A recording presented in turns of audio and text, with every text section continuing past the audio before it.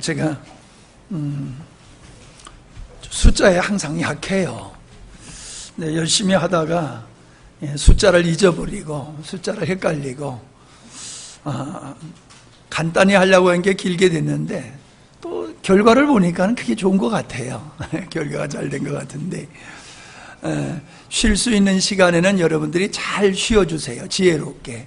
그래서 에너지를 또 이렇게 모아서 말씀을 잘 들으실 수 있도록 이렇게 지혜롭게 가시면 되겠습니다.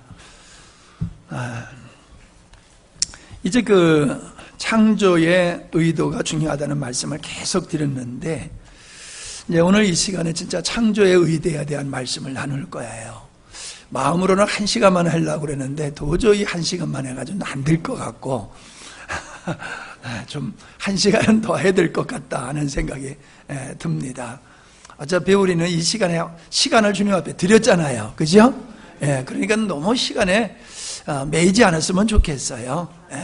자, 정 힘드시면은 좀 이렇게 뒤에 가셔서 서시기도 하시고, 정 힘드시면 저 유아실에 가서 조금 들어눕기도 하시고, 자유롭게 편하게 이렇게 좀 하시면 좋겠습니다. 또 너무 제가 무리하지 않게 해야 되는데, 자, 창조의 의도. 모든 거에는 목적이 있어요. 목적 없이 존재하는 것은 없습니다. 다 어떤 필요에 의해서 모든 것들이 생산이 되어지고 보존이 되고 유지가 되어지는 것을 보게 되지요. 모든 것은 출발점이 있고 과정이 있고 끝이 있어요. 세상 만사가 그렇습니다.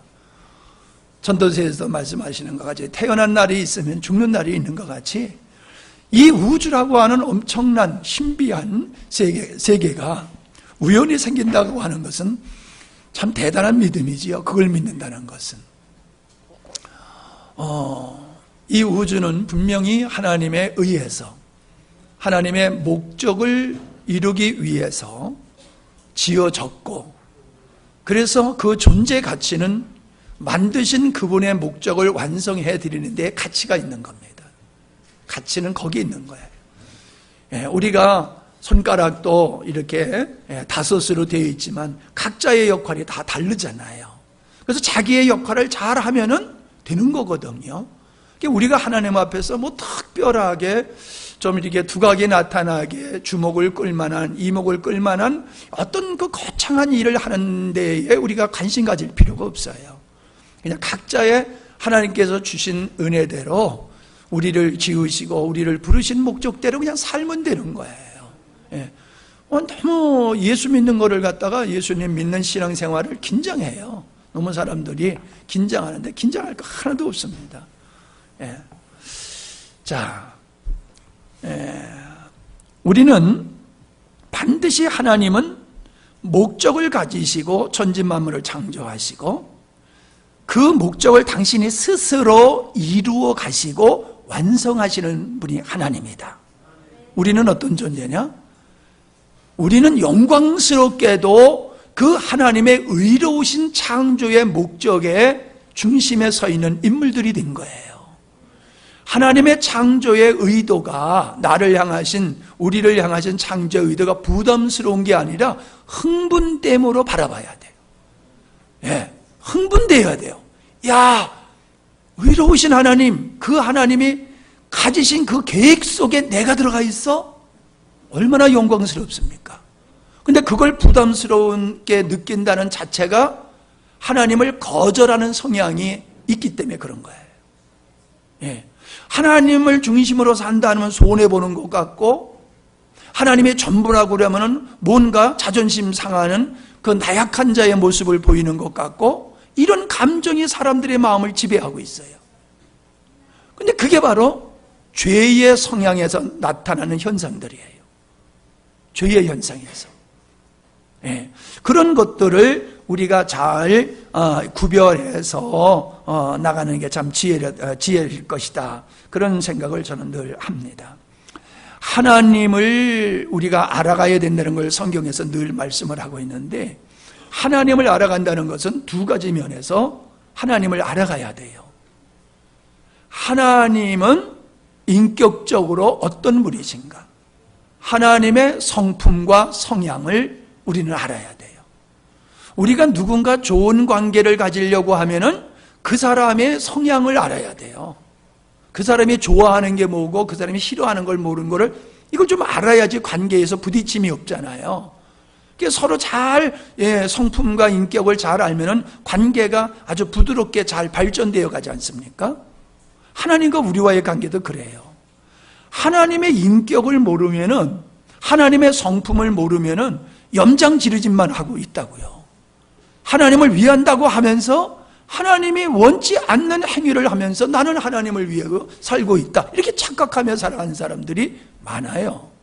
그래서 우리는 하나님은 이런 분이다라고 하는 것을 그냥 지식으로 아는 게 아니라 가슴으로 하나님은 이런 분이로구나, 하나님은 사랑이로구나, 하나님은 거룩이로구나, 하나님은 의로우신 분이로구나, 하나님은 인내가 인자하심이 충만하신 분이로구나, 하나님의 속성을 우리가 깊이 알아가도록 매혹되게 돼 있어요. 매혹되게 돼 있어요. 감동 오지요? 예. 우리는 모르는데 매혹되는 게 없어요. 그 가치를 알고 귀중함을 알 때에 사람이 매혹이 돼도 계속 빠져들잖아요. 거기 빠져들잖아요. 그러니까 우리가 하나님을 알아갈수록 하나님께 빠져들게 돼 있어요. 신뢰가 생기는 거예요. 그분을 아니까. 근데 그분을 모르니까 자꾸 의심이 생기고 염려가 오고 그러는 거거든요. 여러분, 고난은 저주가 아니에요. 고난은 바로 그 고난을 통해서 우리 하나님의 어떠하심이 나를 통하여 세상에 드러내게 하시는 기회예요. 기회예요, 그게. 근데 우리는 하나님을 모르다 보니까는 뭔가 우리 인간의 관점에서 그저 출세하고 멋지게 뭔가 화려하게 뭐 그런 등등 그런 것만을 우리는 좋아하거든요. 근데 하나님은 그렇게 잘됨을 통해서 하나님을 세상에 드러내는 게 아니라 고난 속에서 고난 속에서 주님을 드러내는 삶이 그리스도의 향기고 편지다, 그렇게 말씀하셨어요. 하나님을 알아가는 것은 그냥 지식으로 하나님이 어떻다 하는 것을 그냥 아는 거로 끝나는 게 아니라 그 하나님을 아는 지식이 믿음이 되는 거고, 그분을 신뢰하고 그분을 위해서 살 수밖에 없는 요소가 되는 거예요. 근데 교회를 다녀도 신앙생활을 오래 해도 하나님이 어떤 분인지를 모른단 말이에요. 그러니까 하나님과의 관계가 발전이 안 되는 거예요. 지금 우리가 이제 창조의 의도를 배우는 건 두 번째예요. 하나님이 어떤 분이냐라고 하는 것은 그분이 어떤 목적을 가지고 어떻게 일을 해 가시느냐, 그걸 알아야지 돼요. 왜? 우리는 하나님으로부터 자유로운 존재가 아니에요.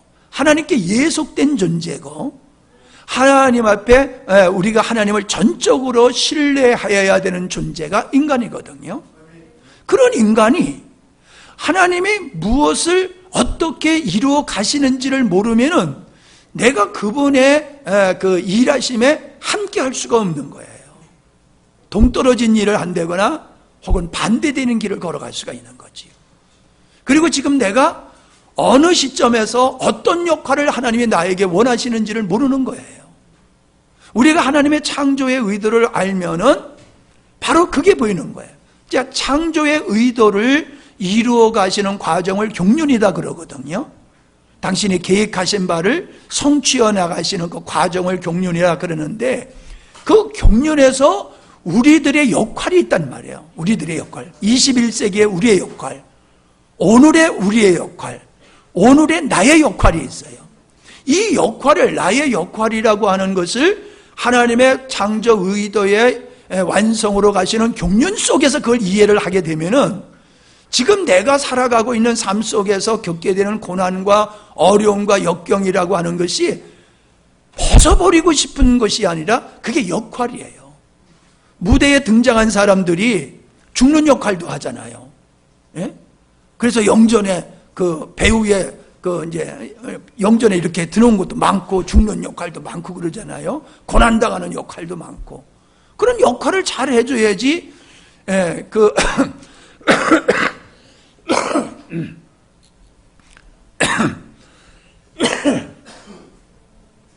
작가가 의도한 목적, 연출이 제대로 된다는 거지요. 똑같아요. 우리는 내가 원하는 역할을 하는 게 인생이 아니에요. 주님이 나에게 부여하신 역할을 감당하고 가는 것이 성도의 삶이다 하는 겁니다. 이걸 받아들이는 게 믿음이에요.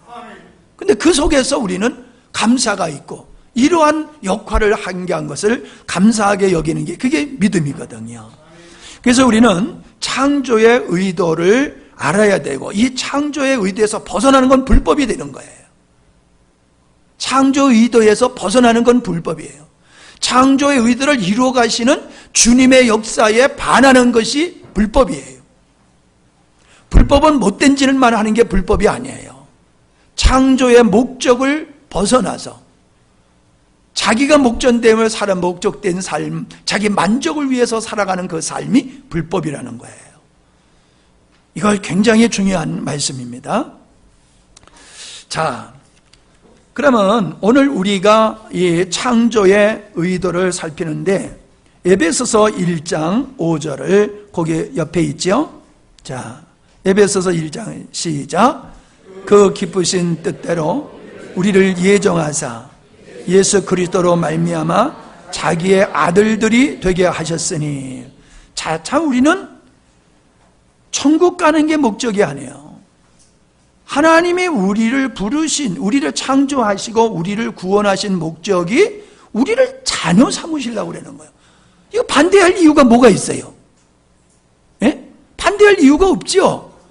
아니, 죄인인 우리를, 지옥 갈 우리를 당신의 자녀로 삼아주시는 계획을 하셨다고 그러는데 여기에 반대할 이유가 뭐 있냐 말이에요. 그런데 사람들은 그걸 반대해요. 그걸 싫어해요. 하나님의 아들, 하나님의 자녀 되는 걸 사람들은 싫어해요. 이게 뭐예요? 아담이 하나님을 떠나서 독립적으로 자기가 왕된 삶을 살아가고 싶은 것이 그게 죄성이에요. 그 죄성이 우리 안에 있기 때문에 지금 하나님을 믿지 않은 사람들이 싫어. 나는 하나님의 아들 되는 거 싫어. 그냥 내가 왕된, 내가 목적된 삶을 살 거야. 그리고 하나님의 아들 되게 하시겠다는 그 호의를, 그 사랑을 사람들이 거절하는 거지요. 하나님의 사랑을 거절하는 거예요. 하나님의 축복을 거절하는 거예요. 그러니까 지옥은 지가 가는 거지 하나님이 보내는 게 아니에요. 자기가 하나님 자녀됨을 거절하는 거예요. 때문에 멸망을 받는 것이다 라고 하는 거예요. 자, 잘 보세요. 그의 뜻대로, 이 주권이지요. 하나님의 기쁘신 뜻대로, 선한 뜻이에요. 예? 나쁜 영향을 받아가지고 어떤 나쁜 의도에서가 아니라 하나님의 기쁘신 뜻 안에서 우리를 예정하셔서 하나님의 아들로, 그 예수 그리스도로 말미암아 하나님의 아들로 삼기로 하나님이 계획하셨다. 이 계획대로 예수님은 이 땅에 오셔서 이 계획을 이루기 위해서 십자가 지신 거예요. 그러니까 같은 얘기지만 중점을 어디다 두느냐에 따라서 달라져요, 의미가. 예수님이 이 땅에 오신 것은 우리를 구원하러 오셨다 그러면 우리가 중심이 되는 거예요.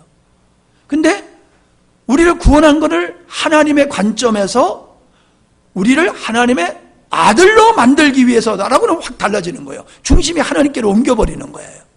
하나님의 목적이 되는 거예요. 이해가 되세요? 이 하나 차이가 이게 천당과 지옥 차이예요. 그렇게 큰 차이예요.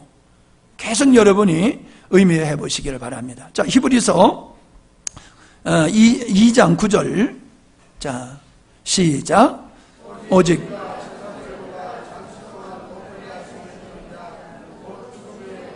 천천히요. 영광과 존귀로 관을 씌우신 예수를 보니 이를 행하심은 하나님의 은혜로 말미암아 모든 사람을 위하여 죽음을 맛보려 하심이라. 그러므로 만물이 그를 위하여고 또한 그로 말미암아 많은 아들들을 이끌어 영광에 들어가시게 하시는 일에 그들의 구원의 창시자를 고난을 통하여 온전하게 하심이 합당하도다. 자, 여기 보면은 10절에 보면은 많은 아들들을 얻기를 위해서 예수님을 희생의 제물로 삼으시고 예수님을 맏아들로 삼으셨다는 거예요. 그러니까 예수님의 십자가를 구원 여기다 두지 말고 그냥 우리는 자나깨나 예수님의 십자가 하면은 하나님의 아들됨, 창조의 의도, 이 생각이 먼저 떠올라야 될 줄로 믿습니다. 이게 자기의 정체성, 이걸 점점 강화시키게 되는 거지요. 천국 가는 거 하면은 정체성이 이게 강화되지를 않아요. 근데 나는 하나님의 자녀됨이요, 나의 자녀됨, 나의 하나님의 자녀됨, 이걸 계속 인식하게 될 때에 우리는 정체성을 상실하지 않고 살아가게 되는 것이다 라고 하는 겁니다.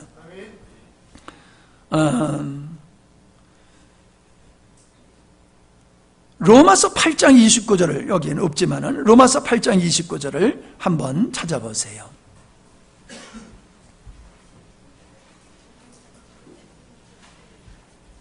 조금 성경을 찾는 일을 할 겁니다. 로마서 8장 29절, 하나님이 미리 아신 자들로 또한 그 아들의 형상을 본받게 하기 위하여 미리 정하셨으니 이는 그로 많은 형제 중에서 맏아들이 되게 하려 하십니다. 예수님을 맏아들로 삼으셔서 많은 아들을 얻게 되는데, 여기서 나중에 해야 될 말씀이지만은 짚고 넘어갈 게 뭐냐면은 그 아들의 형상을 본받기 위하라는 거예요. 그러니까 아들을 얻는 것이 목적이지만 어떤 아들이냐는 거예요. 어떤 아들. 따라합시다. 어떤 아들. 어떤 아들을 하나님이 원하시느냐? 근데 그 어떤 아들이 뭐냐? 예수님, 맏아들 되시는 예수님을 닮는 거라는 거지요. 자, 여러분, 사과나무에서 첫 해에 사과가 달리면 그 다음에는 어떤 게 열릴까요? 또 사과가 달리겠죠. 그 다음에는 계속해서 사과가 달리겠지요. 예수님의 맏아들이라고 하는 것은 둘째 아들도 맏아들을 닮은 아들이 된다는 거예요. 이해되세요? 맏아들. 그러면 그 맏아들을 닮은 둘째 아들, 셋째 아들, 넷째 아들이 생산이 되는 거예요. 모델이에요. 모델, 샘플이에요. 예수님이. 그렇게 하고 넘어갑니다. 자, 그러면 에베소서 1장 4절을 보세요. 에베소서 1장 4절.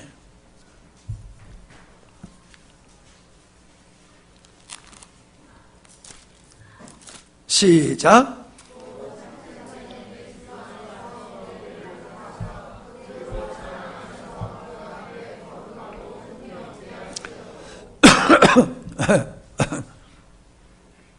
자, 여기에 창세전이라는 말씀이 있죠.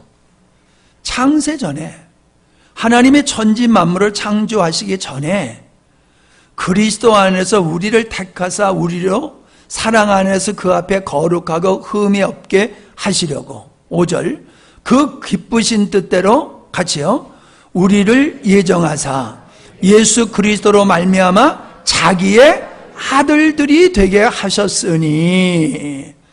자, 여기 보니까 분명하게 나오지요. 언제 우리를 자녀 삼기로 계획하셨다고요? 창세전에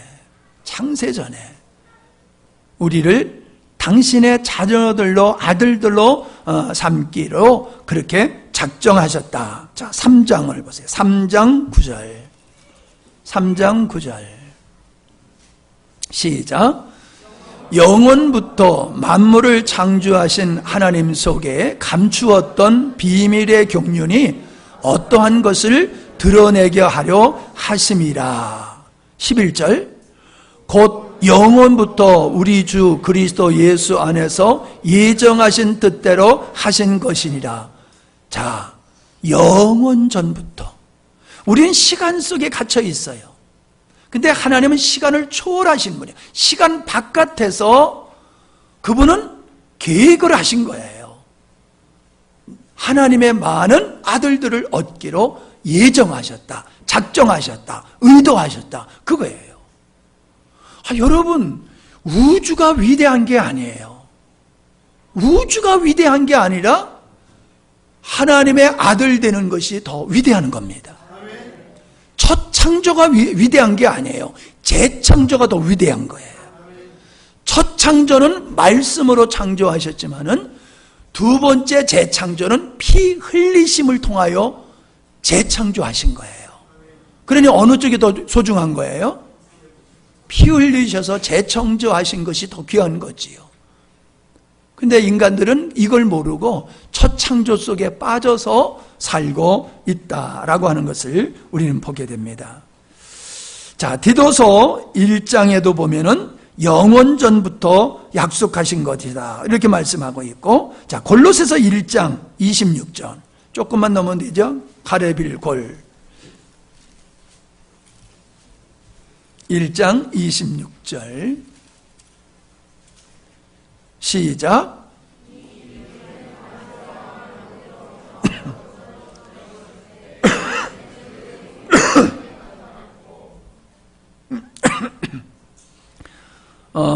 가만히 있어요.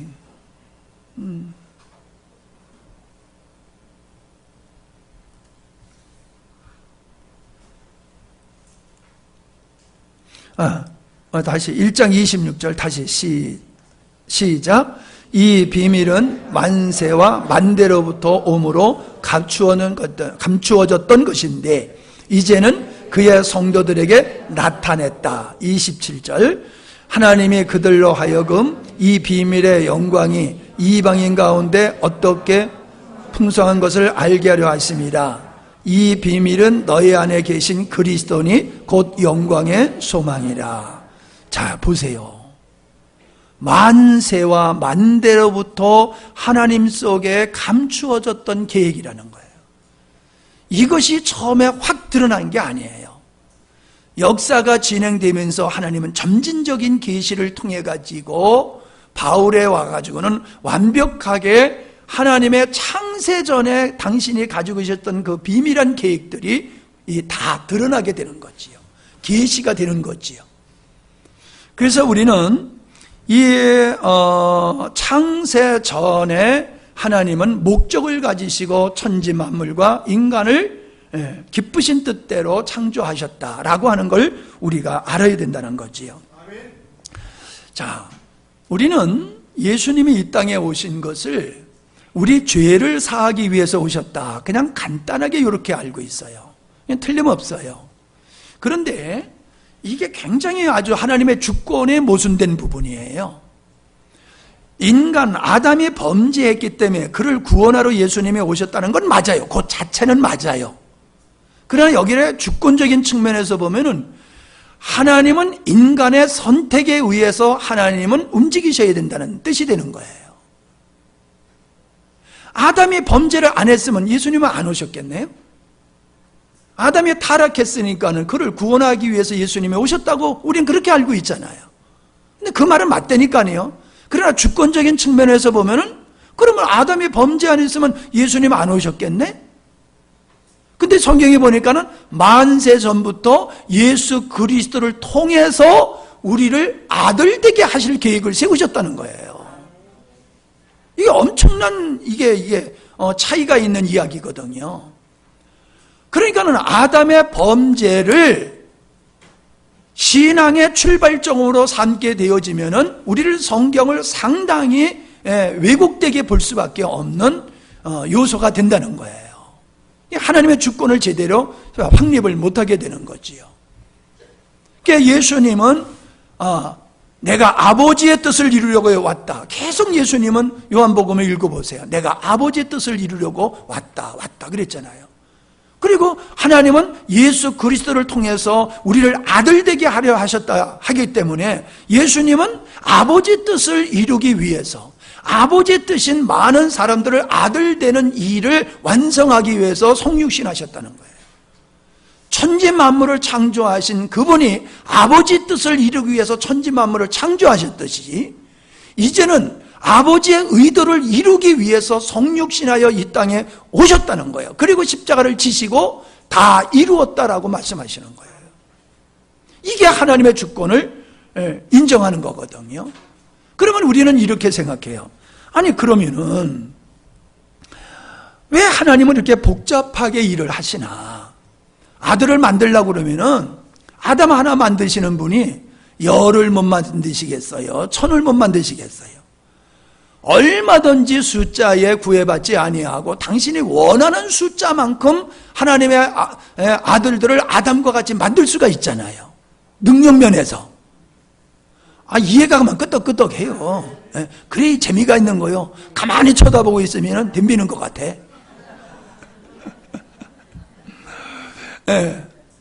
그런 의문이 들어야 돼요. 그러면 하나님께 미안한 마음 갖지 마세요. 건강한 의문을 가져야지 바른 답을 찾아낼 수 있어요. 그러면 많은 아들을 그냥 한꺼번에 쫙 만들면 되지. 뭐 죄 짓게 내버려 뒀다가 죄를 지니까는 또 구원하러 오셨어? 뭐 이게 병 주고 약 주는 거야? 이런 생각이 들 수밖에 없는 거예요. 그런 생각이 드는 게 맞아요. 아담이 선악과를 따먹을 줄 하나님이 아셨을까 모르셨을까? 아셨다라고 하면 왜 아시면서 그걸 왜 만들어 놓으셨어? 몰랐다고 하면 그것도 모르는 하나님이 무슨 하나님이야? 뭐 이렇게 또 약을 올린다고요.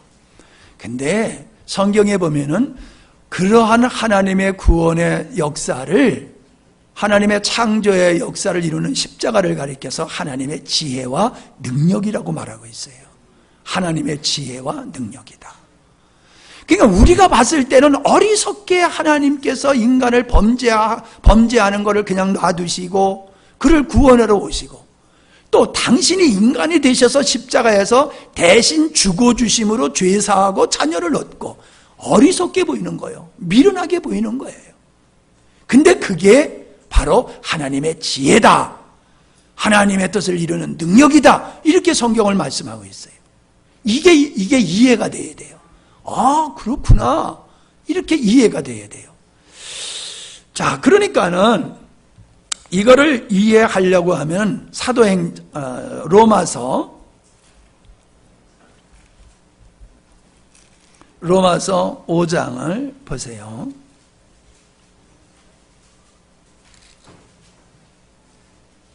그러면서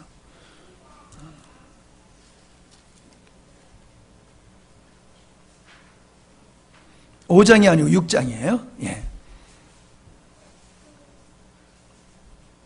아니, 가만히 있어봐라. 내가 지금 순간적으로 내가 지금 헷갈리고 있어요.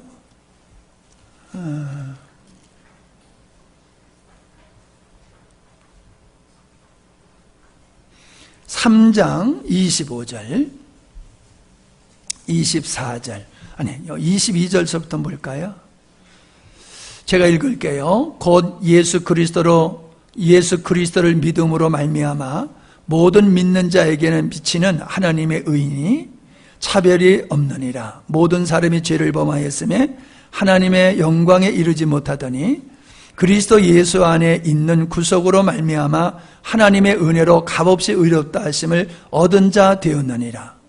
이 예수를 하나님이 그의 피로 인하여 믿음으로 말미암는 화목제물로 세우셨으니 이는 하나님께서 길이 참으시는 중에 전에 지은 죄를 간과하심으로 자기의 의로우심을 나타내려 하심이라. 자기의 의로우심을 나타내려 하심이라. 곧 이때에 자기의 의로우심을 나타내사 자기도 의로우시며 또한 예수를 믿는 자를 의롭다 하려 하심이니라. 이게 답이에요. 그러니까 이게 뭐가 답이냐? 왜 하나님은 인생으로 하여금 아담의 범죄로 말미암아 지옥을 경험하게 했느냐, 사망을 경험하게 했느냐는 거예요. 그 사망의 절망 속에서 구원받음으로 말미암아 그 과정 속에서 무엇을 우리에게 주시고 뭐를 나타내게 하시려느냐? 하나님의 의로움을 나타내려고 하셨다는 거예요.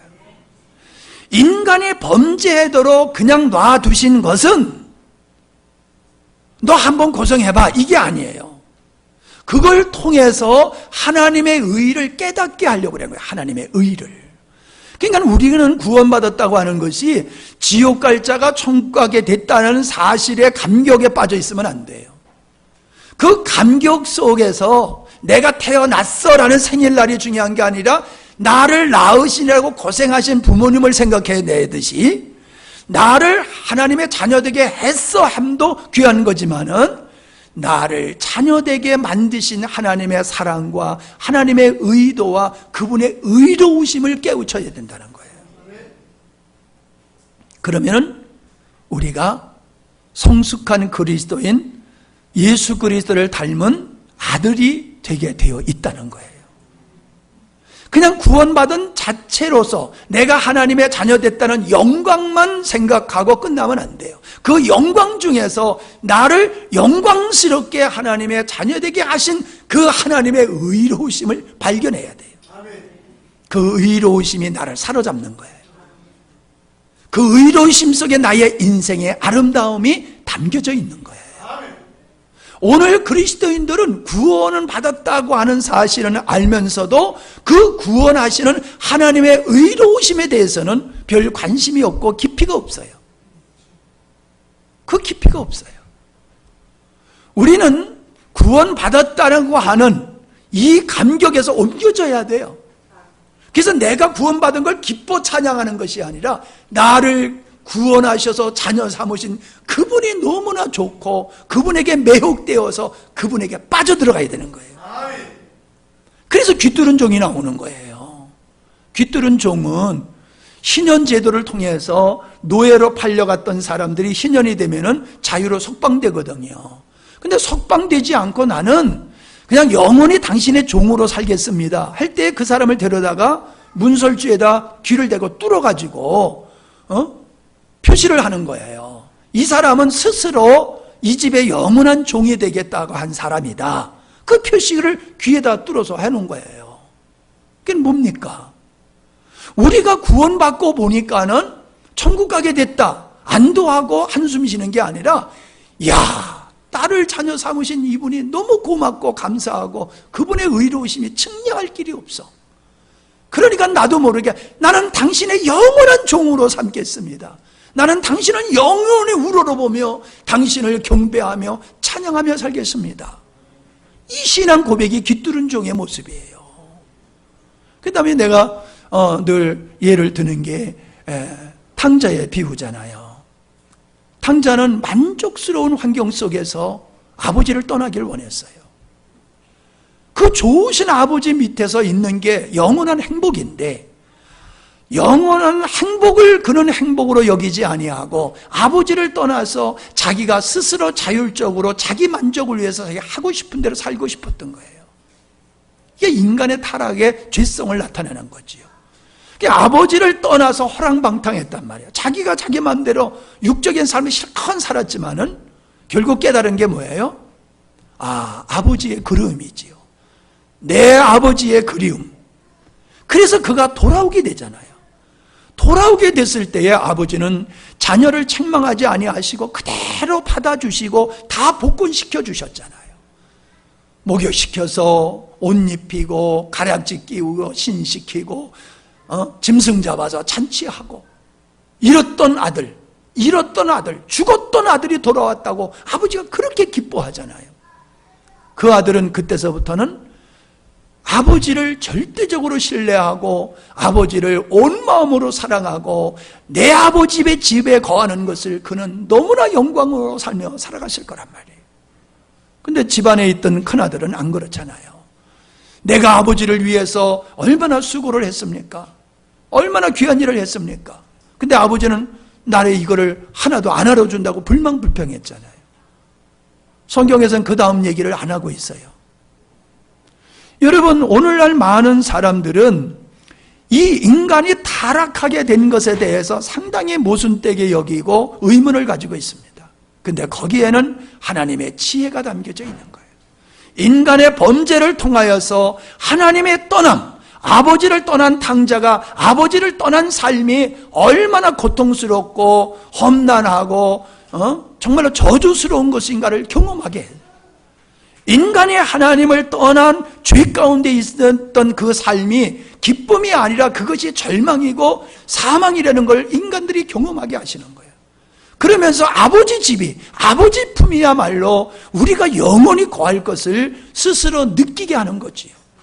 그리고 그렇게 배려하고 사랑하시는 의로우신 하나님 앞에 매혹되어서 살게 하는 것이 하나님의 지혜임을 믿습니다. 왜 오늘날 성도들이 하나님께 이렇게 매이질 않을까요? 하나님께 매혹되지를 않을까요? 하나님이 왜 이렇게 부담스러울까요? 그거는 나를 구원하셨다는 사실만 알 뿐, 나를 구원하신 그 아버지의 사랑과 의로우심을 모르기 때문이다 라고 하는 것을 우리는 발견하게 됩니다. 자, 그러면은 우리는 어떻게 우리를 하나님의 아들 되게 하셨느냐라고 하는 것을 우리가 살펴보면 좋을 것 같아요. 요한일서 2장 25절을 한번 보시기 바랍니다. 요한일서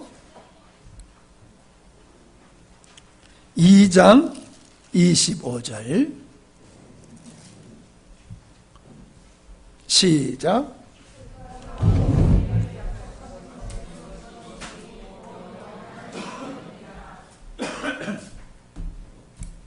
무슨 약속이요? 우리에게 하신 약속이 이것이니 영원한 생명이니라. 그러니까 하나님이 우리에게 약속한 것이 있다. 다시 말하면은 의도가 뭐냐는 거예요. 하나님의 의도.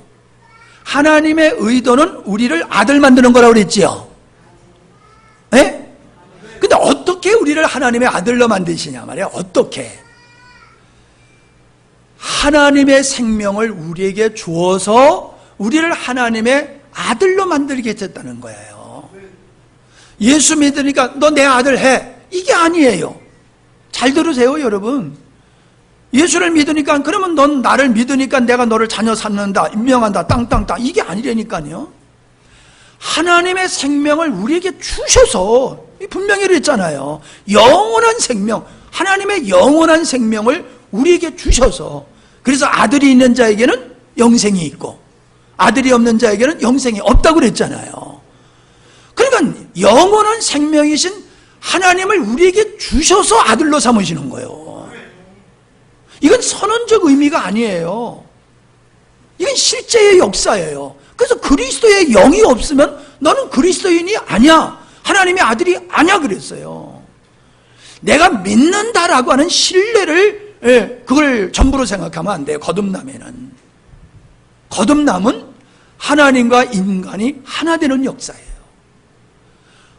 우리가 예배하고 경배하는 그분이 나의 영적인 삶의 영적인 존재의 생명으로 우리에게 임하셔서 우리는 하나님의 생명을 지닌 새로운 인종, 하나님의 백성들로 우리는 탄생하게 되는 것이다.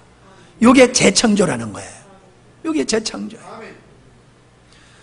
예, 굉장히 중요한 말씀으로 저는 여기고 있습니다. 그래서 우리는 신앙의 목적을 천국에다 두지 말고 하나님의 창조의 의도인 아들됨으로 이해를 해야지 되고, 이제 두 번째 우리가 나누게 되는 게 뭐냐면은 하나님의 아들인데 어떤 아들이냐라고 하는 거지요.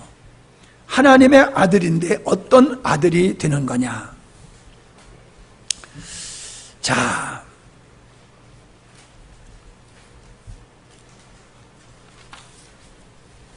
에베소서 4장 11절을 보겠습니다.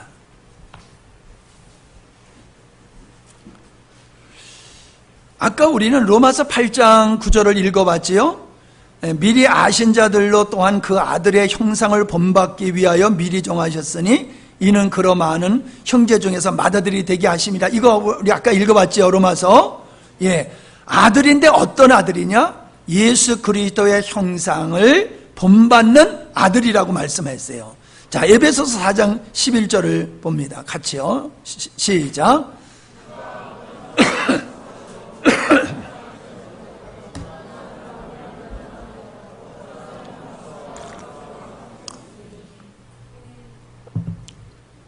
계속해서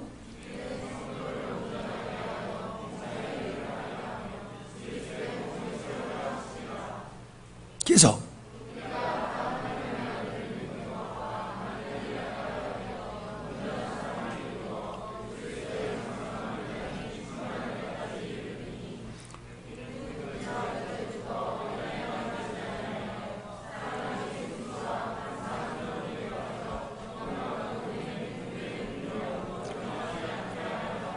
그만이요. 자, 보세요.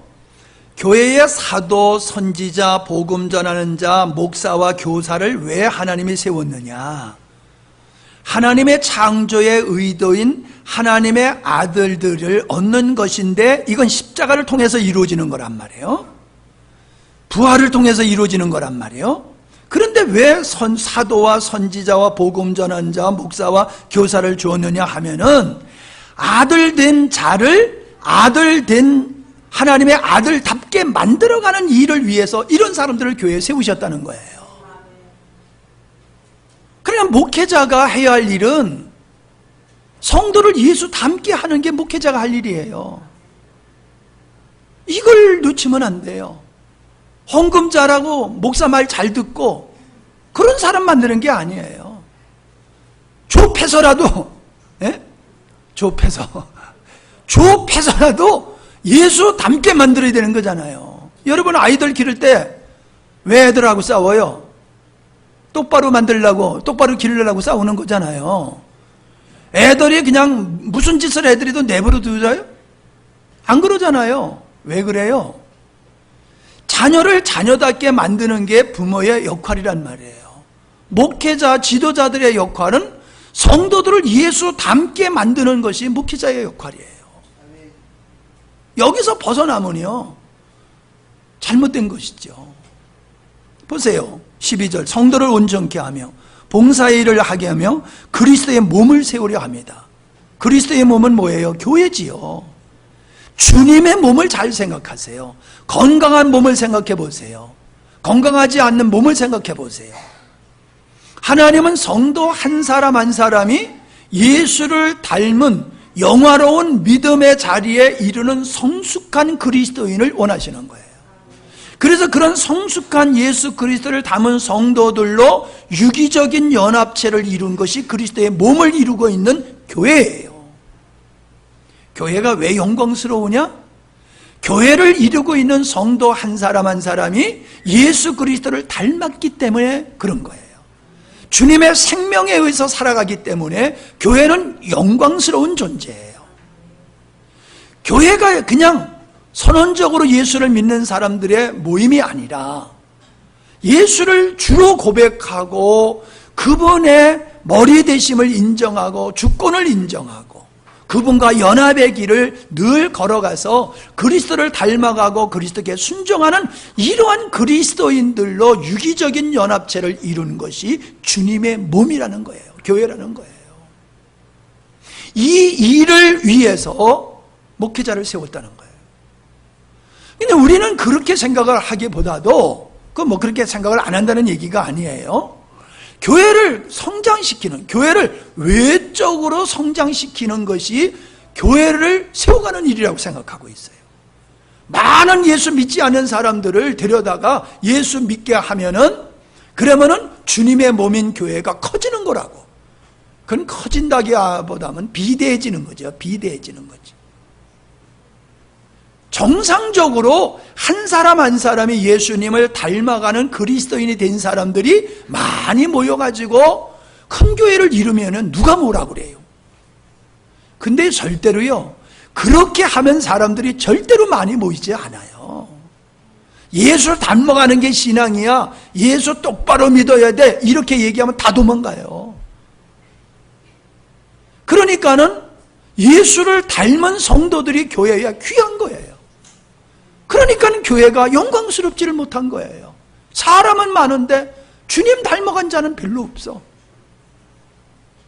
영광스러운 교회는 주님을 닮고 주님을 머리로 삼고 순종하며 사랑하며 신뢰하며 사랑하며 살아가는 사람이 많을수록 더 영광스러운 교회고 주님이 원하시는 건강한 교회가 되는 줄로 믿습니다. 이게 그림이 완벽해야 돼요. 이 그림이. 목회자는 이 그림이 완벽해야 되고 성도들도 이 그림을 조감도로 가지고 있어야 돼요. 그래서 내가 하나님의 영광을 드러낸다는 것은 어떤 일을 해서가 아니라 내가 주님을 닮아감으로 하나님께 영광스러운 존재가 된다는 거예요. 일이 아니라 주님을 닮아감으로. 여러분 새끼가 왜 이뻐요? 왜 이뻐요? 내 새끼니까 아니라 날 닮아서요. 내 새끼인데 나를 안 닮았어. 그럼 재미없어요. 못생겨도 나를 닮은 자식은 다 이뻐요. 어쩌면 이렇게 너 날 똑 닮았냐? 발가락에 닮은 발을 만지면서 어쩌면 너 이렇게 나를 똑 닮았냐? 발가락이 이쁘게 뭐 이뻐? 그래도 발가락이 아빠의 발가락 닮은 게 너무나 신기해가지고 그거 만지면서 좋아하잖아요. 이런 경험들 못 되셨나봐요. 덤덤하네 있네. 네. 그러니까는 애가 무엇을 잘해서가 아니라 나를 닮은 자체가 기쁨이 되듯이 하나님께 영광을 돌리는 것은 무엇을 해서가 아니라 내가 그분의 마음을 갖게 되는 거예요.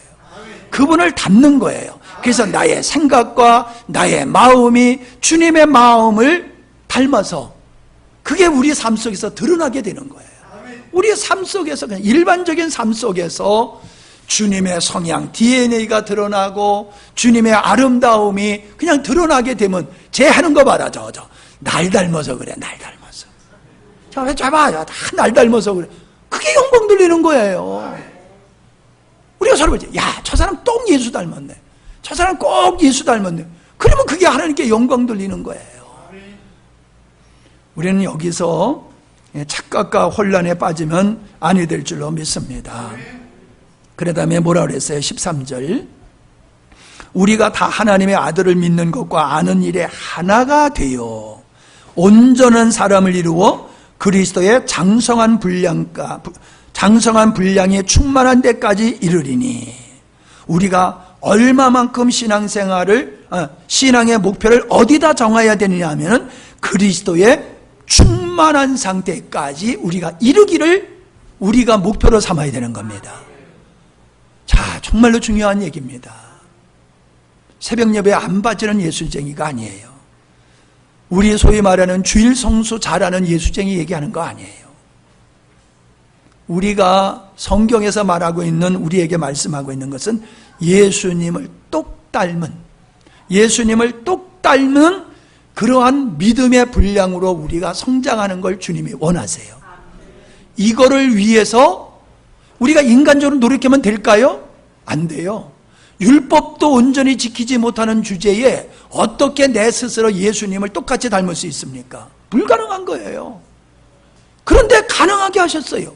왜? 하나님의 영을, 우리에게 생명을 주심으로 우리가, 사람은 사람의 생명을 가졌기 때문에 사람의 짓을 하는 거거든요.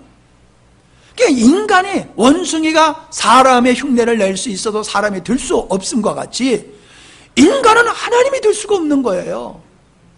그러나 어떻게 돼? 그분의 생명을 우리에게 주셔서 신비하게 내가 하나님의 성품에 참여한 자로 만드셨어요. 연합이요. 이게 이제 나중에 연합의 교리에 가서 나와요.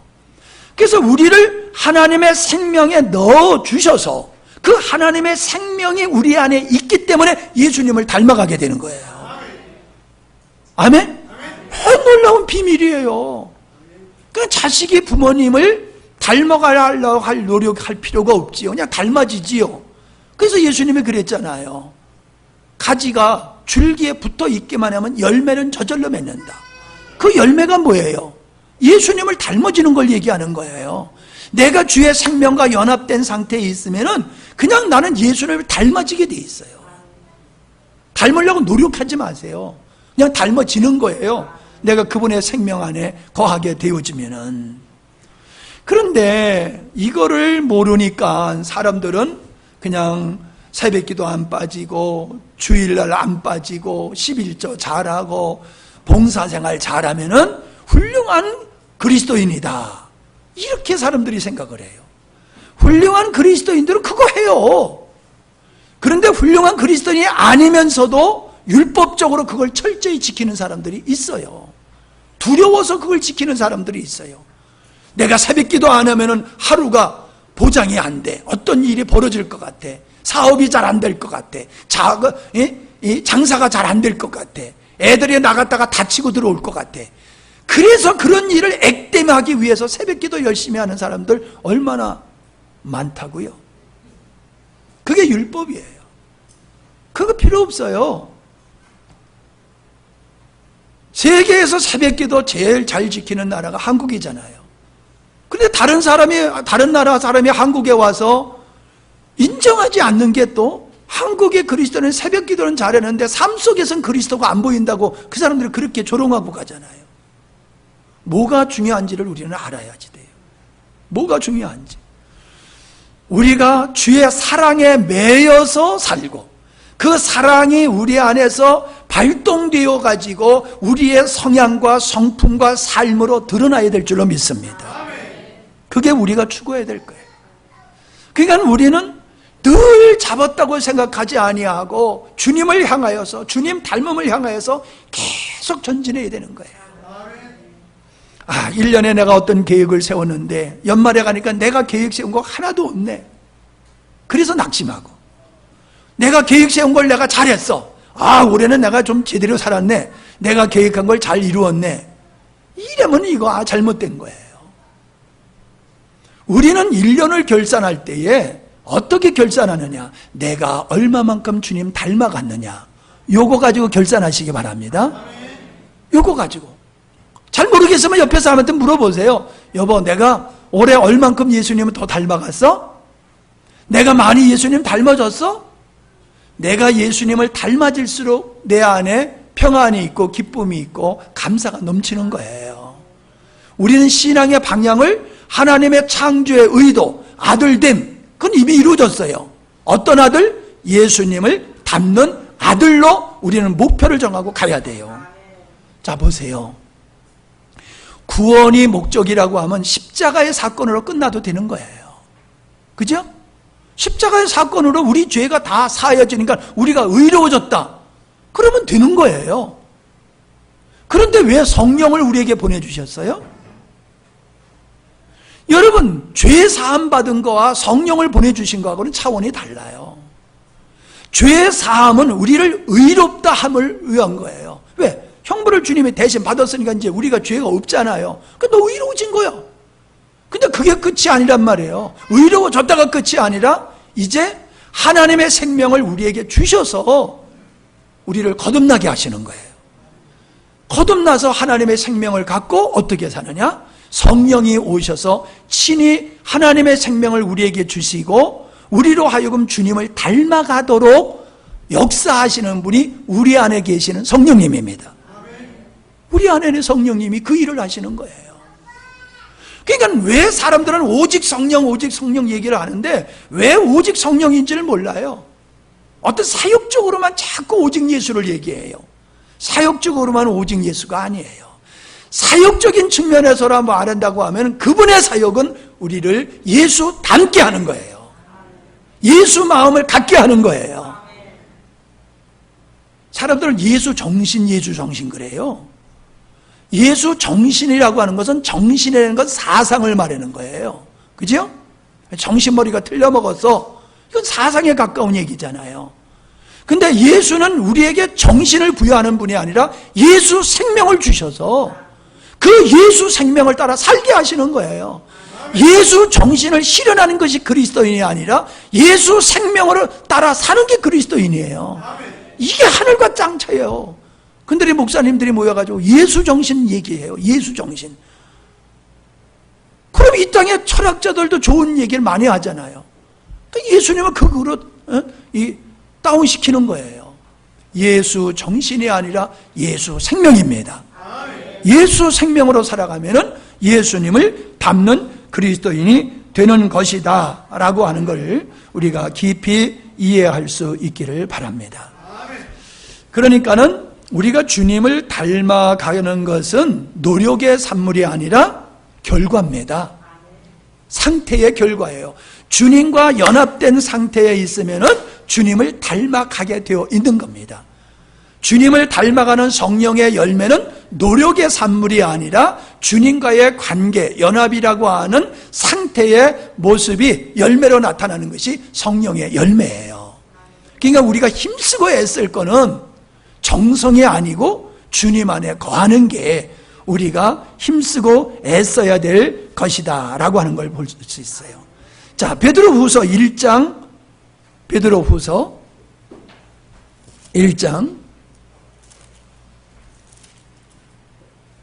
3절 4절.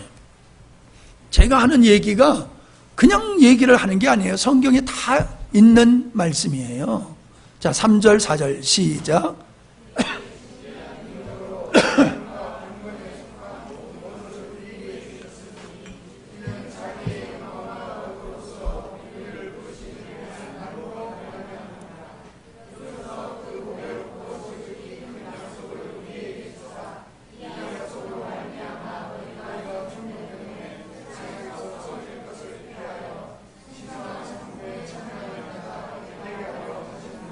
자, 보세요. 신기한 능력. 이건 하나님의 능력. 젖붙이는 분은 농부라고 그랬죠. 젖붙이는 거는 농부. 이제는 하나님이 하시는 일이라고 그랬어요. 그 하나님의 영과 우리 인간의 영을 하나 되게 하시는 이 일이 신기한 거라는 거 우리는 이해가 잘 안 되는 거예요. 자, 보세요. 우리 마음이 어디 있어요? 우리의 영혼이 어디 있어요? 보여요? 보이지도 않고 어디 있는지도 모르지요. 근데 있어요, 없어요? 틀림없이 있어요. 신비한 거잖아요. 분명히 존재하는데 나를 존재케 하는 영이 내 안에 있고 그 영이 나의 몸을 지배하고 산단 말이에요. 그 영이 나를 지배하고 살고 있는데 영과 육체, 물질과 물질 아닌 것이 하나가 된다. 참 현실이지만은 신비하잖아요. 삼위일체가 신비하잖아요. 하나님은 삼위야. 성부 하나님, 성자 하나님, 성령 하나님. 삼위란 말이야. 삼위. 근데 본질이 같대. 그래서 또 한 하나님이야. 이게 이해가 됩니까? 안 되지요. 신비지요. 하나님의 영이 인간의 영과 하나 된다? 이게 이해가 됩니까? 그러니까 신기한 하나님의 능력으로 여기라고 그다음 뭐라 했어요? 생명과 경건에 속한 모든 것을 우리에게 주셨으니 하나님의 생명과 그 하나님의 생명에 속한 모든 것을 우리에게 생명을 주심으로 다 주셨으니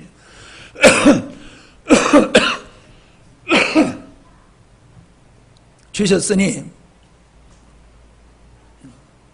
기침에다 잊어버렸네. 이는 자기의 영광과 덕으로서 우리를 부르신 자를 알므로 말미암으니라. 우리를 창조하시고 우리를 구원하여 부르시는 그분을 알 때 안다. 이게 신기한 능력으로 이루신 결정체라는 거지요. 4절 이로써 보배롭고 지극히 큰 약속. 아까 우리가 에베소서 2장 24절인가 5절인가 읽었지요. 하나님의 약속은 우리에게 생명을 주는 거다 그랬잖아요. 자, 큰 약속은 약속을 우리에게 주사 이 약속으로 말미암아 너희로 정욕을 인하여 세상에 썩어질 것을 피하여 신의 성품에 참여하는 자가 되게 하려 함이라. 신의 성품에 참여하는 자, 요게 새 창조인 성도의 모습이라는 거예요. 이것이 하나님의 생명을 우리에게 주심으로 이루신 재창조의 무리, 바로 인간들, 하나님의 신의 성품에 참여할 수 있게 만드신 그런 존재라는 거지요. 여러분, 얼마나 놀랍습니까?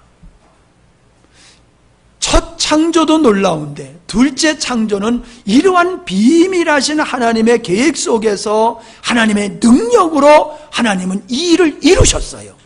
이건 우리가 노력으로 이루어야 될 게 아니라 그냥 하나님이 하신 일이에요. 그 하나님이 하신 일에 내가 포함된 거예요. 그냥 우리는 할렐루야 하면 되는 거야. 할렐루야 하면 되는 거예요. 주님이 나 이렇게 하셨네? 이게 그냥 머리로가 아니라 가슴으로 와야 돼요. 하나님이 나를 이렇게 신의 상품에 참여한 영광스러운 존재로 만들었고요. 그래서 제가 5대 자유를 얘기했잖아요. 옛사람의 성향으로부터 자유, 세상의 유혹으로부터 자유, 율법의 의무로부터 자유, 사망으로부터의 자유, 사망의 권세로부터의 자유, 죄의 권세로부터 자유, 이런 자유를 우리가 주님의 생명을 소유하고 주님의 생명 안에 거할 때에 이 모든 것으로부터 우리는 자유를 누리는 삶을 살게 되는 거예요. 자유를 누리는. 우리는 뭔가 무거운 짐을 지는 자가 아니에요. 성도들을 보면요, 교회 안에서 열심을 내는 사람일수록 무거운 짐을 지고 허덕거리고 있어요. 지워주기도 하고 자기 스스로가 짓기도 하고, 그래서 허덕거리고 있어요. 아니요, 주님은 우리로 하여금 사망에 매여 있는, 육체의 정욕에 매여 있는, 세상에 매여 있는 우리를 자유케 하신 거예요. 자, 구원이라고 하는 말은 건져냈다는 뜻이죠. 그죠? 피곤들 하신가 보다. 대답들을 안 하시는 거 보니까. 구원이라고 하는 건 건져냈다는 의미잖아요. 그럼 어디서 건져내냐 말이에요. 어디서? 그 5대 자유요. 묶여있는, 이 묶여있는 상태로부터 우리를 너는 자유야 라고 하셨어요. 그래서 로마서요 7장에 보면은 그 신랑이신 예수님이 나오잖아요. 둘째 신랑. 첫째 신랑은 율법이라는 신랑이야. 율법의 신랑은 얼마나 까당스러운지 요구하는 게 너무너무 까장스러워. 그러니까 부인이 절대로 그걸 지킬 수 있는 능력이 없으니까는 죽어 지내는 거야. 아주 죽을 맛이야. 율법이라는 남편이 요구하는 게 부당한 것이면 모르는데 정당한 것이거든요. 근데 그걸 지킬 능력이 안 해. 교회에는 없어. 교회가 교회가 그걸 지킬 힘은 없어요. 성도가. 그러니까는 율법으로 또 자유하기 위해서는 내가 죽어야지 돼. 내가 죽어서 율법으로부터 독립하여서 둘째 신랑이 예수님께 가가지고 예수님과 결혼하는 거예요. 그걸 바울이 그렇게 예를 들었어요. 근데 둘째 신랑은 율법보다도 더 까다로워. 예, 요구사항이 더 심해. 율법은 이는 이로 갚으라 그랬는데, 복음이신 예수님은, 둘째 신랑이신 예수님은 원수를 사랑하라. 이런 율법을 주시는 거예요. 그것도 율법이에요. 그런데 뭐라고 그러냐? 이걸 내가 지킬게. 내가 너에게 요구하는 건 넌 못해. 교회인, 나의 신부인 교회는 그걸 못해. 그러니까 내가 할게. 내가 다 해놓고 이건 내가 한 거야. 이렇게 하는 거예요. 그게 우리에게 주어진 의라는 거예요. 우리가 행해서 의롭다함을 받는 게 아니라 주님이 나를 위해서 해놓은 것을 내 것으로 여겨주시는 거, 이게 우리의 의인 줄을 믿습니다. 그러니까 우리는 율법으로부터 자유가 되는 거예요. 왜? 나는 그냥 신랑이신 예수님께 그냥 빠져 살면 되는 거예요. 그러면 그분이 모든 내가 할 것을 하세요. 그래서 육신으로는 율법의 요구를 이룰 수 없는 그거를 우리는 할 수 있다고 말씀하셨어요. 그게 로마서 8장의 앞에서 말씀하고 있는 거잖아요. 그러니 여러분은 얼마나 감사합니까? 하나님의 자녀가 되는 것도 하나님의 그냥 은혜로 되는 거고, 우리가 하나님의 자녀로서 예수님을 닮아가는 것도 주님의 생명을 주셔서 그냥 되게 해 놓으셨어요. 그냥 우리는 아멘 하면 되는 거예요. 그걸 인정하고 믿고 나가며 하면은 그분이 우리 안에서 이 모든 일을 다 이루어 가시는 줄로 믿습니다. 이거를 우리들은 온전히 이루어 나가기, 이런 길을 걸어가게 될 때에 우리는 하나님의 향기를 드러내게 되는 거지요. 자, 여기만 조금 더 하고 마치도록 하십시다. 자, 아까 읽었던 골로새서 1장을 다시 가봅니다.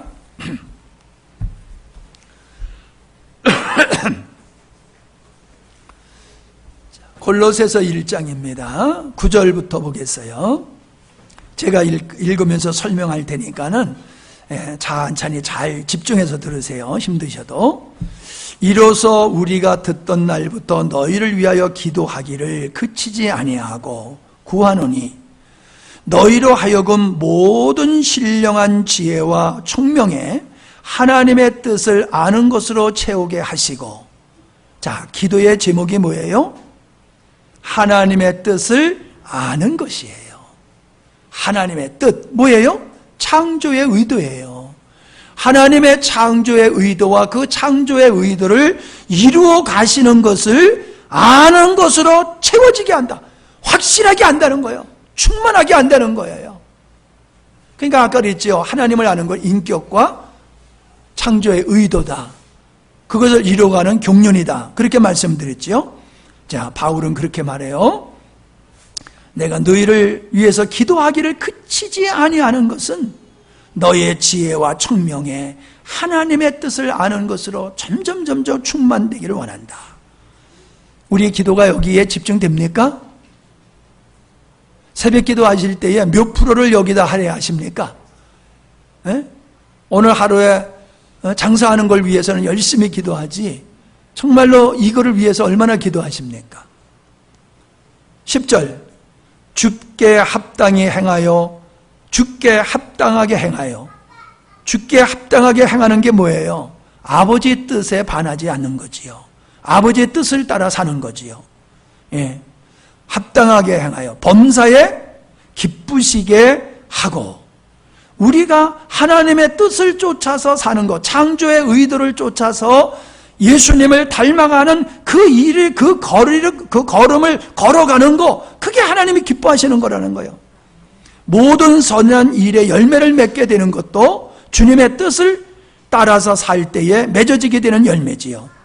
자, 그 다음에 뭐라 했어요? 하나님을 아는 것에 자라게 하시고. 하나님이 어떠한 분이라는 것을 알아가는 일에 자라게 해달라고. 제가 앞에서 계속 말씀드렸지만은 이 집회를 지속 방법을 통해서 우리는 새로운 지식을 추구하는 것이 아니라 하나님을 알아가는 깊이를 날마다 더하는 겁니다. 아멘? 하나님을 알아가는 깊이를 더하는 게 이 집회의 목적이에요. 예. 하나님을 아는 것으로 자라게 하시고 그 영광의 힘을 쫓아 모든 능력으로 능하게 하시며 기쁨으로 모든 견딤과 오래 참음에 이르게 하시고. 이건 우리의 삶의 열매를 얘기하는 거잖아요. 주를 쫓아서 살아가는 삶에 우리로 하여금 빛 가운데서 성도의 기업의 부분을 얻기에 합당하게 하신 아버지께 감사하기를 원하노라. 하나님께서 우리에게 베풀으신, 우리가 에베소서의 말씀을 우리가 읽었었으면 하나님이 우리에게 주신 기업이 얼마나 풍성한지를 우리가 알기를 원한다라고 기도했던 것과 같은 내용이지요. 13절 그가 우리를 흑암의 권세에서 건져내사 그의 사랑하는 아들의 나라로 옮기셨으니. 자, 우리는 과거에 나를 위해서 살았을 때는, 육의 삶을 살았을 때는 마귀를 섬기면서 살았으나 이제는 어때요? 우리가 나를 십자가로 넘겨버리고 주님의 생명으로 살게 됐을 때에 하나님의 아들의, 사랑하는 아들의 나라로 옮겨졌다. 하나님의 백성이 되었다, 그 말이지요. 14절 그 아들 안에서 우리가 구속 곧 죄사함을 얻었도다.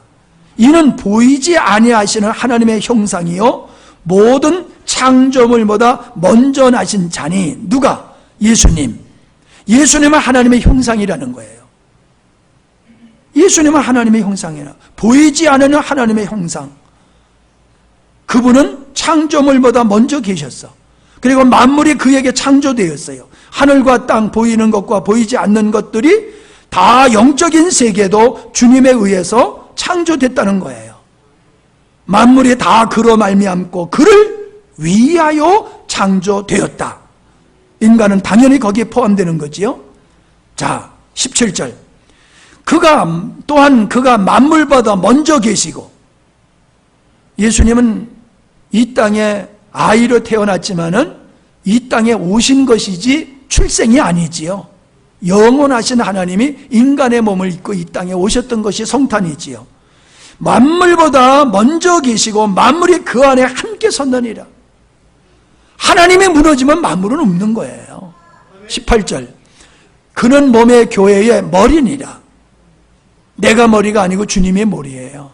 그가 근본이요 죽은 자들 가운데서 먼저 나신 자니 이는 친히 만물의 뭐가 되려? 으뜸이 되려 하심이라. 아버지께서는 모든 충만으로 예수 안에 거하게 하시고 그 십자가의 피로 화평을 이루사 만물 곧 땅에 있는 것들이나 하늘에 있는 것들을 그로 말미암아 자기와 화목하게 하시기를 기뻐하셨더라. 모든 것이 하나님과의 어그러짐 속에서 이제는 화평한 하나의 관계로 회복하는 것을 말씀하고 있지요. 21절. 전에 악한 행실로 멀리 떠나 마음으로 원수가 되었던 너희를.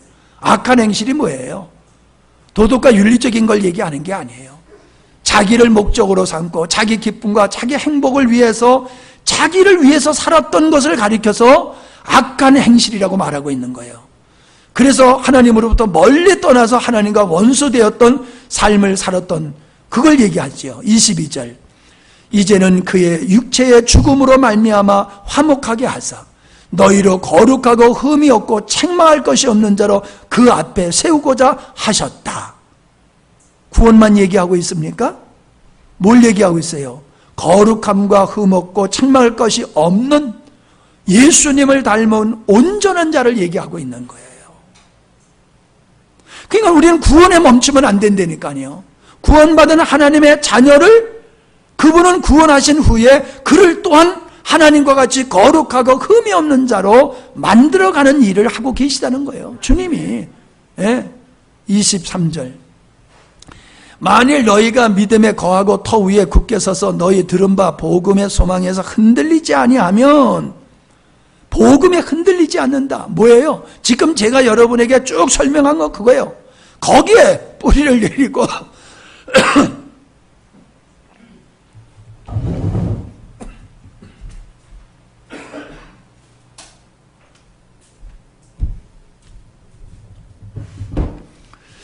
이 복음의 확증을 가지고 흔들리지 말아야 된다는 거예요. 흔들리지 아니하면 그러하리라. 이 복음은 천하 만민에게 전파된 바요 나 바울이 이 복음의 일꾼이 되었노라. 복음의 일꾼이, 복음을 전하는 일꾼이 되었다. 내가 이제 너희를 위하여 받는 괴로움을 기뻐하고 그리스도의 남은 고난을 그 몸된 교회를 위하여 내 육체에 채우노라. 뭔 얘기예요? 복음의 일꾼으로서 그가 수고하는 걸 얘기하는 거예요. 내가 복음을 깨닫고 이 복음을 전파하는 일, 그 일을 위해서 내가 그리스도의 일꾼이요 복음의 일꾼으로 내가 세움을 받았다. 이 일을 감당하느라고 육체적으로 내가 많은 고난을 당했다라고 얘기하는 거지요.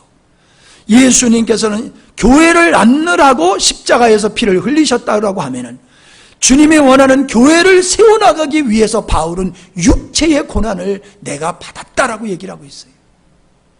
우리의 수고는 거기 있어야 돼요. 성도의 수고는 주님의 원하시는 그 주님의 몸된 교회를 세워나가는 이 복음을 전하고 복음을 세워나가는 일에 육체의 수고가 우리에게 있어야 된다는 거예요. 우리 성도들이 많지 않지만은 많지 않는 성도들이 이 일을 섬기는 일은 이 믿음이 있기 때문에 그런 거예요. 이 복음을 세워나가야지 된다. 그래서 육체적으로 그렇게 땀 흘리고 수고하고 애쓰는 거잖아요. 25절 시작.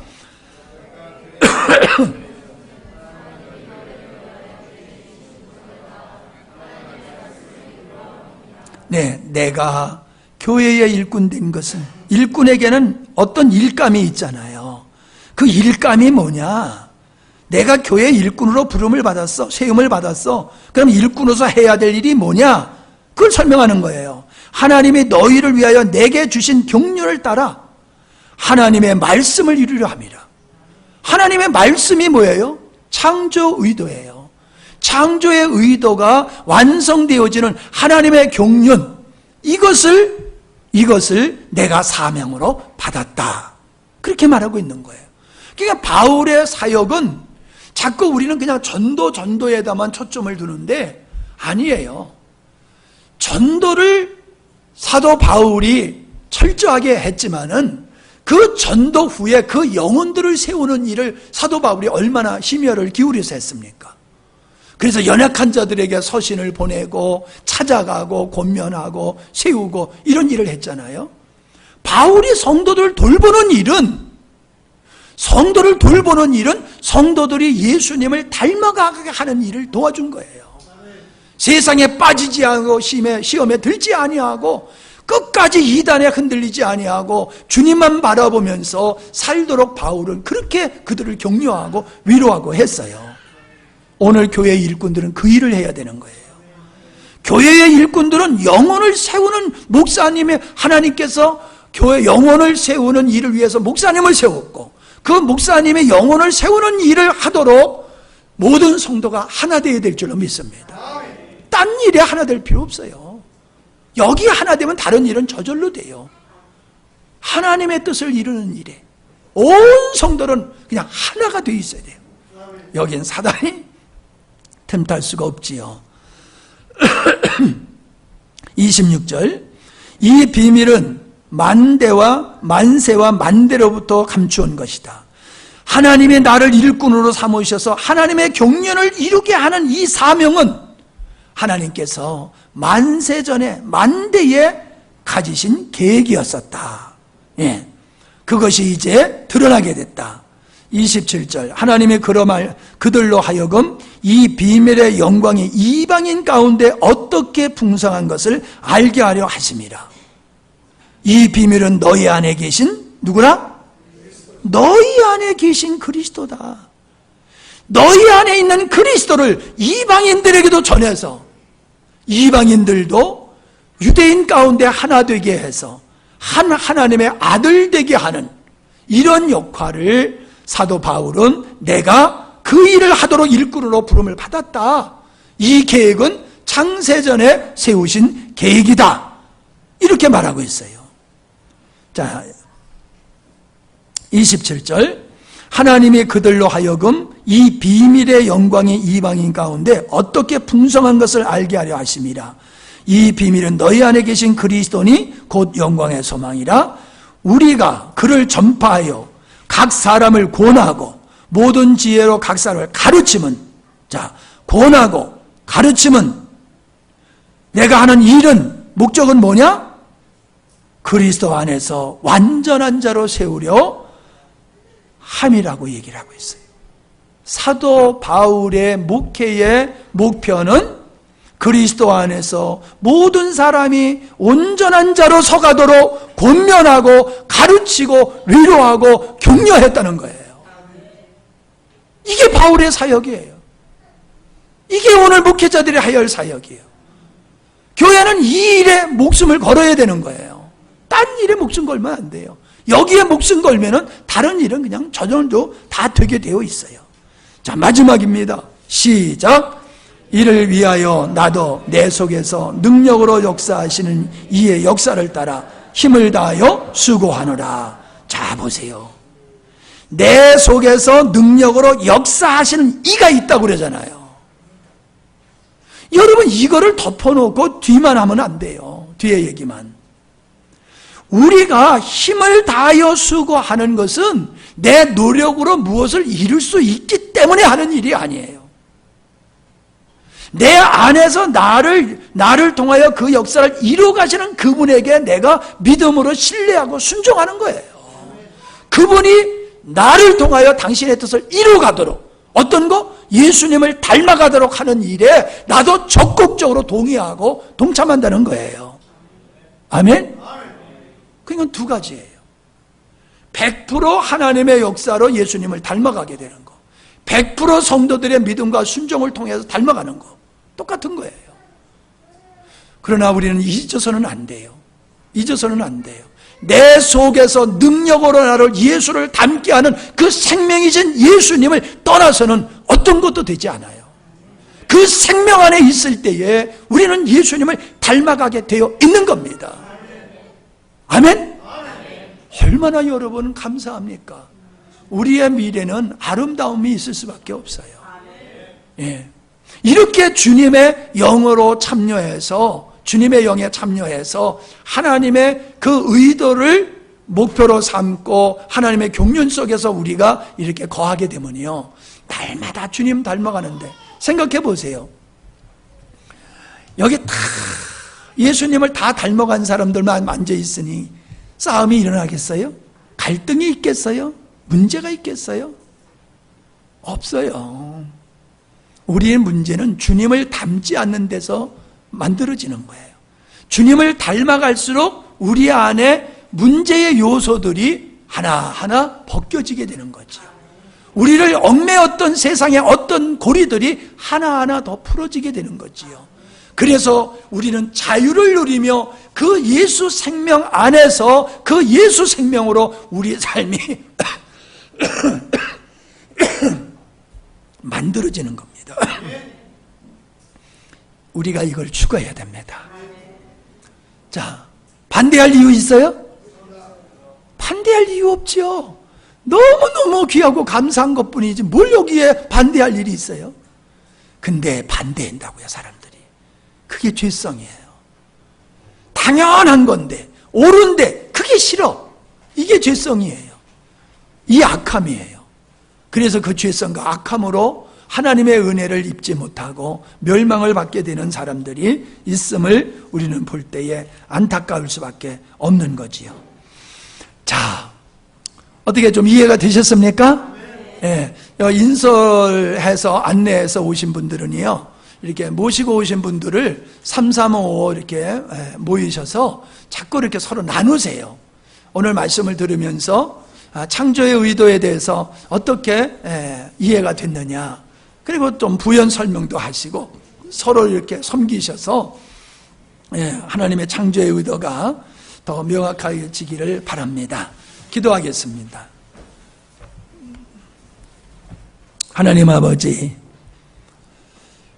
하나님을 안다라고 하는 것은 하나님의 성품을 알아가는 것이고 하나님의 의도를 알아가시는 것이라고 하는 것, 우리가 새롭게 살펴보았습니다. 우리가 하나님의 의도를 벗어나서 살아가는 그 어떤 것도 하나님 앞에는 인정되지 아니하고 불법이 되는 것을 배웠습니다. 이제 배우는 것이 아니라 가슴으로 믿어지게 하시고 여기게 하시고 온전히 우리의 발걸음이 주님 안에 거하는, 주님의 창조 의도, 목적 안에 거하는 삶들이 되게 해 주시옵소서.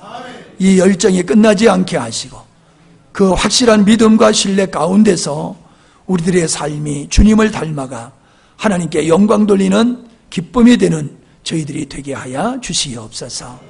예수님의 이름으로 기도하옵나이다. 아멘.